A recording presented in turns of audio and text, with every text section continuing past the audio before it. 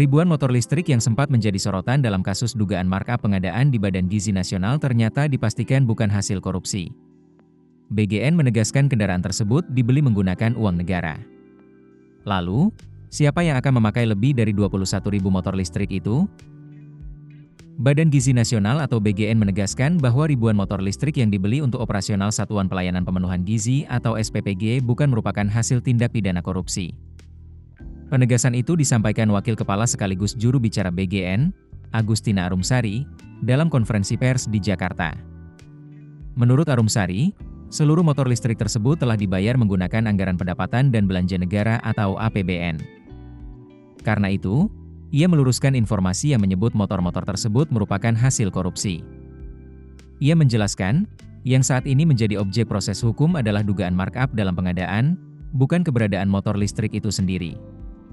Apabila nantinya penyidik membuktikan adanya kelebihan harga atau markup, maka selisih dana tersebut akan dikembalikan ke kas negara melalui mekanisme yang berlaku.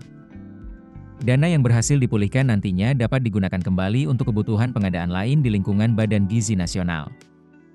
Sementara itu, BGN juga tengah mencari solusi agar ribuan motor listrik yang sudah dibeli dapat dimanfaatkan secara optimal.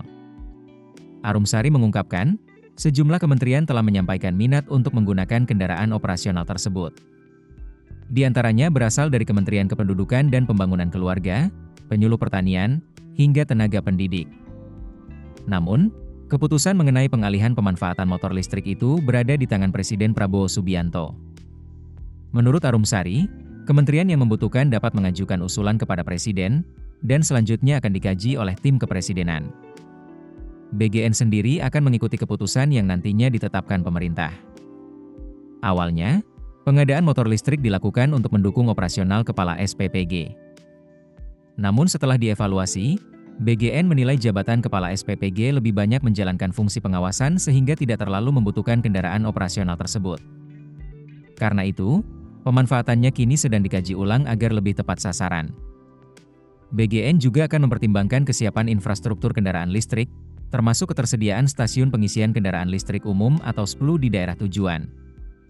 Sebab, distribusi motor listrik dinilai harus disesuaikan dengan wilayah yang benar-benar siap mendukung operasional kendaraan berbasis listrik. Di sisi lain, kasus pengadaan motor listrik ini masih terus diproses Kejaksaan Agung. Berdasarkan data penyidik, pengadaan mencapai 21.801 unit motor listrik dengan nilai sekitar 1 triliun rupiah. Kejaksaan Agung menduga terjadi penyusunan pengadaan yang tidak sesuai kebutuhan serta adanya markup harga dalam proses penganggaran. Meski demikian, BGN menegaskan bahwa aset yang telah dibeli menggunakan uang negara tetap merupakan aset negara dan akan diupayakan agar memberikan manfaat bagi pelayanan publik. Keputusan bisnis terbaik datang dari data, bukan tebakan. Mudah berlangganan Business Insight dengan subscribe with Google.